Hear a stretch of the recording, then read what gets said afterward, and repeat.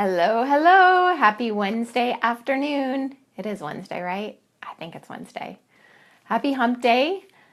Hope things are going well. I don't know if I'll pick up. This is kind of, I don't know if I've gone live at this time of day before, so it'll be interesting to see if I can actually catch any of you live. I know it's the middle afternoon, so a lot of people are at work or maybe even picking up kids from school. But if you catch this on recording, that's all good too. I'm using a new mic today, so I'm praying that there is sound. So if you happen to hop on, just drop a comment so I can say hello and let me know that I can hear you or that you can hear me. I know I can't hear you. So today I'm going to talk a little bit about being like a bumper car, and it was kind of inspired by an interview on the Today Show that I saw with Cher this morning, of all things. But just to give it a minute to see if we've got some people hopping on live. I'm on day 3 of my 21-day detox, and it's going well. I'm a little tired, a little hungry. Not because I'm not getting enough food. It's all mental. Definitely breaks me out of, things I'd kind of gotten in a bad habit again of just sticking in my mouth. And it's a process, and I can feel the effects of the detox already because of the supplements. So I am pushing through, and it's always worth it. If you are curious about what I'm eating and you're a Snapchat person, and if you're not, you should be, because it's really a whole lot of fun. But I'm Coach Laura Smith on Snapchat. And I'm posting pictures of pretty much everything I'm eating, if you're curious. And I'll post kind of summaries here on Facebook, or just message me if you want to know more about that. That's cool.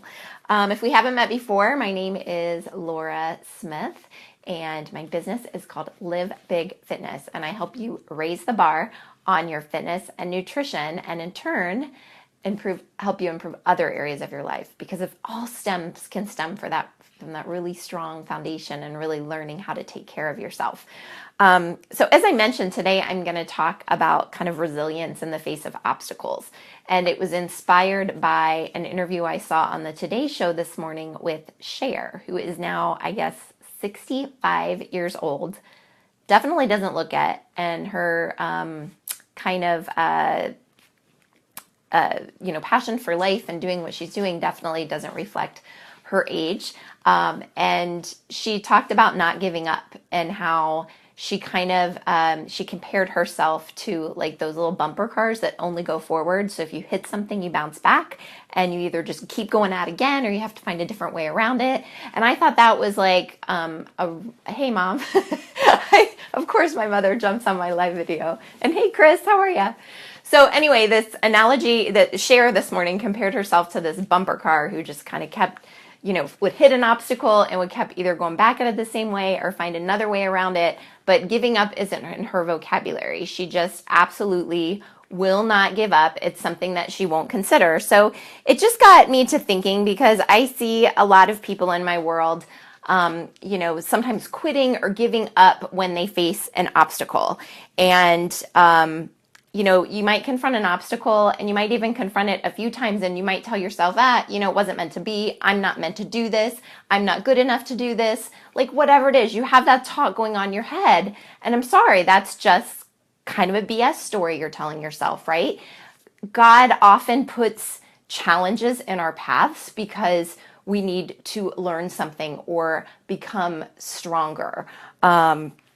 Or, just to test our stamina. Not everything that you really want is meant to be easy. And when you find your way around it and finally lead to your goal, it means so much more because it wasn't easy. So every time you hit an obstacle, or even 2, 3 in the row, don't tell yourself this thing isn't meant to be for you, or that you can't do it, or, that you weren't meant to, or whatever.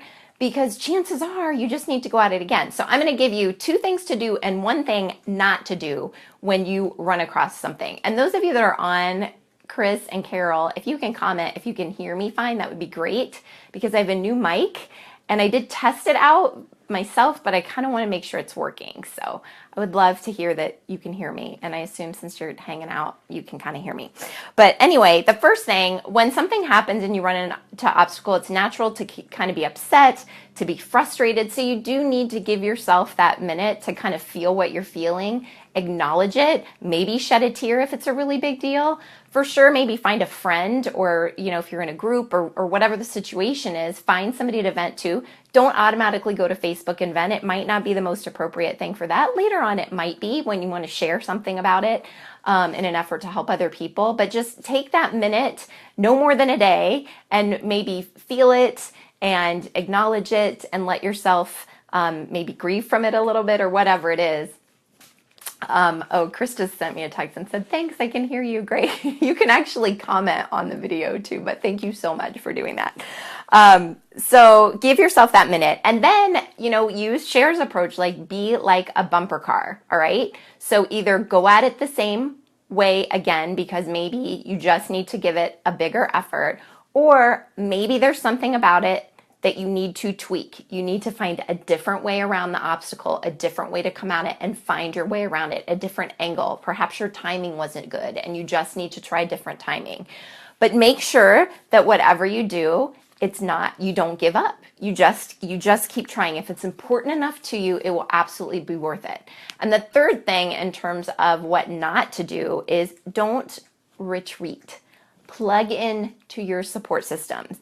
Share. This is the time where you might make your message and share it with people, because I guarantee you somebody else is probably going through the same thing and can give you some great advice or support along the way.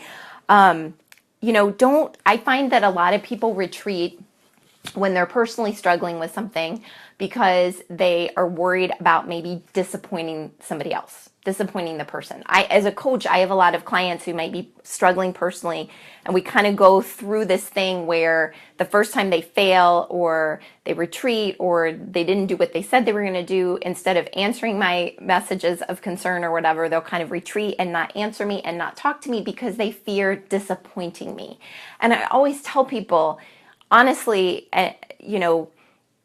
it shouldn't be about that. And if you fear disappointing somebody else, that's really more about you than you caring about them, because you caring about them means that you communicate what's really going on.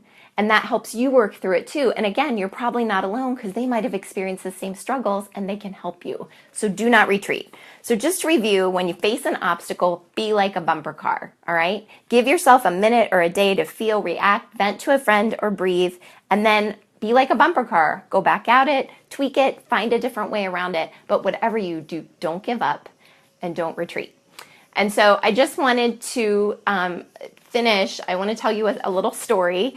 Sometimes it helps to have something, visually in front of you, or like a symbol to kind of help you stay focused and help you remind you that you don't want to give up. Okay.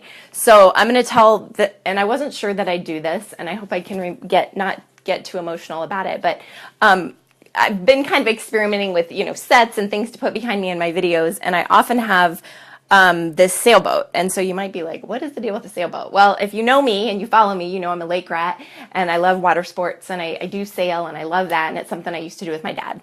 And so this sailboat was a gift and set of flowers at his funeral, which was over 7 years ago. And it's one of those things that I've always wanted it in my home, but I never necessarily had a perfect place for it in my home where it fit well or was displayed well or it fit the theme of what I had going on.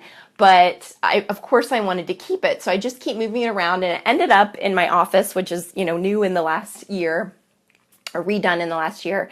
And so when I started doing these videos, it just seemed like it made the perfect backdrop, and one of the reasons it's significant is it's given by people that worked with my dad and knew what a hard worker he was and knew how committed he was to something that he believed in.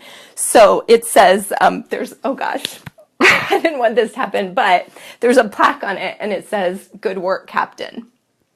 And, oh, sorry, guys. I rehearsed this a little bit, so hopefully I wouldn't get too emotional. But anyway, there's a plaque on it from these people, and it says, "Good work, Captain." And I guess when I see this, I'm reminded that every time I run into an obstacle, just don't give up, right? When you commit to something, when it's important enough to you, stay with it. Utilize your support systems and don't give up. Because I think at the end of the day, one of the legacies I want to leave for my family, my friends, the people that know me, is that I didn't give up, and I did good work trying to help as many people as I could. And so when I'm feeling defeated, when I'm feeling down, when I'm struggling, I can always look at this and just, know that He's with me and God's with me, and my vision and my dreams are important, and that I can do whatever I'm attempting to do. So I encourage you to, find something that meaningful, something that actually brings you to tears, because that means it'll work. And keep it in front of you to remind you always how important it is to do your best work and to not give up. So thank you for letting me share that with you. I'm sorry I got a little bit emotional, but I hope it touched you in some way and is helpful to you. So have a great rest of the day. Live big, raise your bar, and please remember, I believe in you. We'll talk to you guys later. Thanks for listening.